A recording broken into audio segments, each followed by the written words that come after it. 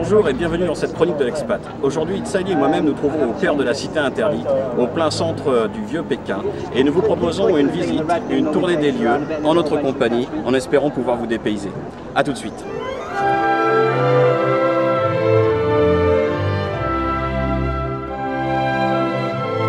Nous arrivons au pied de la cité par Dongguamen, la porte de la gloire orientale, l'entrée est de l'enceinte. Véritable forteresse, la cité est protégée par un mur de 10 mètres de haut, des douves de 52 mètres de large et une tour de garde à chaque angle. Nous prenons un minibus qui nous déposera devant Wumen, soit la porte du méridien, l'entrée payante de la cité. Contourner ainsi l'enceinte donne une idée du gigantisme du site, car en véritable ville dans la ville, la cité interdite s'étend dans un rectangle de 960 mètres sur 750, soit 72 hectares. La porte du méridien est surmontée d'un bâtiment central à double toiture. Les tuiles vernies sont jaunes, la couleur impériale. C'est de cette terrasse en hauteur que l'empereur annonçait le nouveau calendrier lunaire à chaque solstice d'hiver.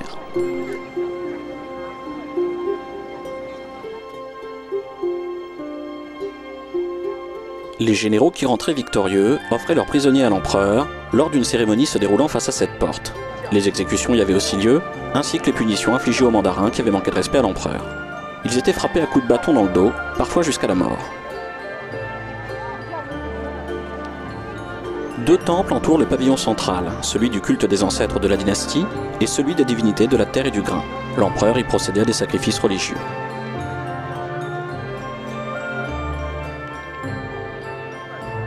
Auparavant, les nombres impairs étaient considérés comme masculins et les nombres pairs comme féminins. Le 9 étant le chiffre impair le plus élevé, il représentait la masculinité ultime et symbolisait l'empereur. On le retrouve souvent dans les constructions impériales. L'exemple le plus frappant est celui des clous décoratifs sur les portes de la cité interdite. Ils sont ordonnés en 9 rangées de 9.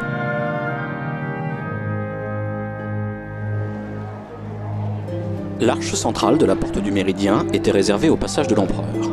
L'impératrice pouvait l'emprunter le jour de son mariage, ainsi que les lauréats des concours d'entrée dans la fonction publique le jour de la remise de leur diplôme.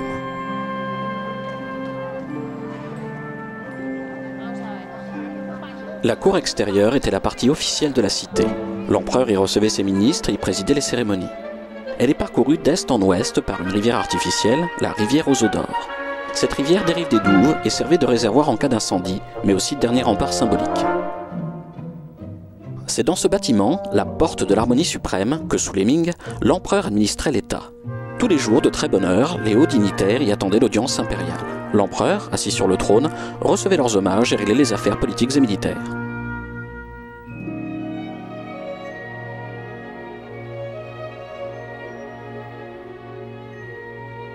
À l'emplacement de la cité se trouvait jadis un palais mongol. Il fut rasé par le premier empereur Ming après qu'il ait transféré la capitale de Pékin à Nankin. Quand son fils devint empereur, il retransféra la capitale à Pékin et y ordonna la construction de la cité interdite en 1407. Les travaux durèrent 14 ans et mobilisèrent 100 000 artisans et 200 000 ouvriers réduits en esclavage. Elle fut le siège des Ming jusqu'en 1644. Les Qing s'y installèrent ensuite, rompant avec la tradition qui voulait qu'une nouvelle dynastie s'installe dans un nouveau palais. Elle fut la résidence de 24 empereurs et cessa d'être le centre politique de la Chine en 1912, après l'abdication de Puyi, le dernier empereur. Il y resta en résidence surveillée jusqu'à son expulsion en 1924. Ayant été le palais impérial durant 5 siècles, la cité interdite regorgeait de trésors inestimables.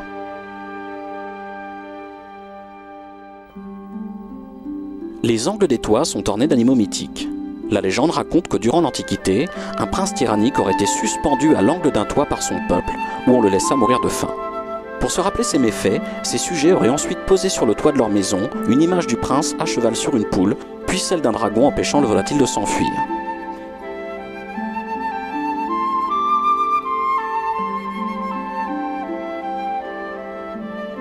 Le palais de l'harmonie suprême est le plus grand édifice de la cité. Il servait de cadre aux grandes cérémonies telles que le Nouvel An, l'anniversaire de l'empereur ou la nomination des généraux et des fonctionnaires. Haut de 35 mètres, il culmine au sommet d'une terrasse à 3 niveaux ornée de 1142 gargouilles en forme de dragon. C'est dans ce palais que se dresse le trône. Hélas, les rénovations en préambule aux Jeux Olympiques nous empêchent d'approcher. Sur la même terrasse se trouve le palais de l'harmonie du milieu et celui de l'harmonie préservée. Dans le premier, l'empereur se préparait avant les grandes cérémonies. Dans le second avaient lieu les banquets offerts aux vassaux et aux hauts dignitaires.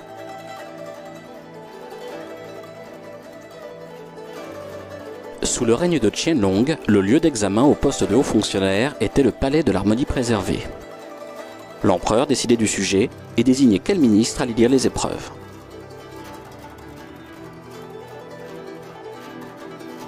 Le palais impérial fut nommé la cité pourpre interdite, en référence à l'étoile pourpre. Il s'agit de l'étoile polaire dans l'astronomie occidentale.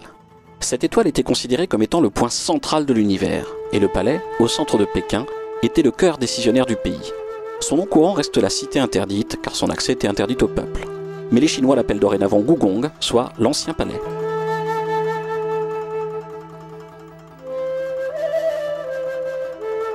Les escaliers sont divisés en 3 parties, 2 escaliers latéraux et une rampe centrale représentant un dragon sculpté. Le dragon symbolise l'empereur et seul son palanquin avait le droit de le survoler. Les escaliers sur les côtés permettaient à ses serviteurs de porter le palanquin. Nous pénétrons dans la cour intérieure. C'est la partie privée de la cité qui servait de cabinet de travail pour l'empereur et d'appartement pour sa famille et ses concubines. Elle comprend surtout le palais de la pureté céleste, celui de la tranquillité terrestre et la salle de l'Union.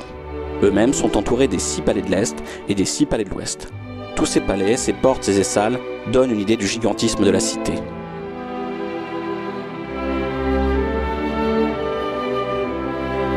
La légende veut que la cité interdite compte 9999 pièces précisément. Car selon la tradition, seuls les dieux avaient le droit de bâtir 10 000 pièces. Les hommes se limitèrent à 9999 pour se rapprocher de leur idéal de perfection sans avoir l'arrogance de rivaliser avec les dieux. Mais en réalité, suite à une enquête faite en 1973, la cité ne compterait que 8704 pièces seulement.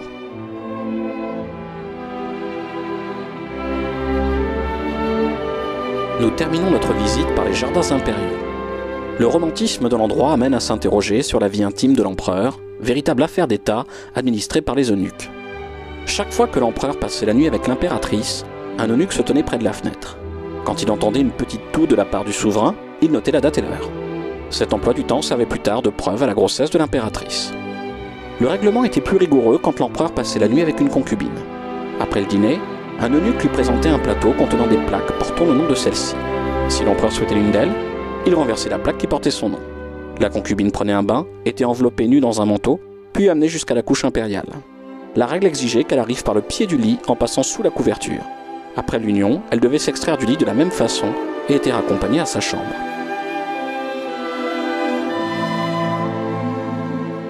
Il est temps de rentrer.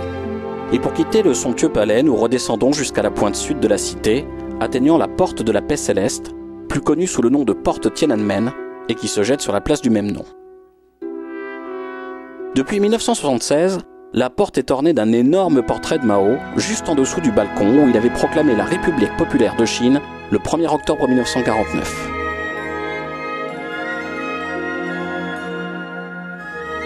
La porte Tiananmen, jusque dans la Chine contemporaine, est restée le lieu de contact entre la sphère dirigeante et le peuple.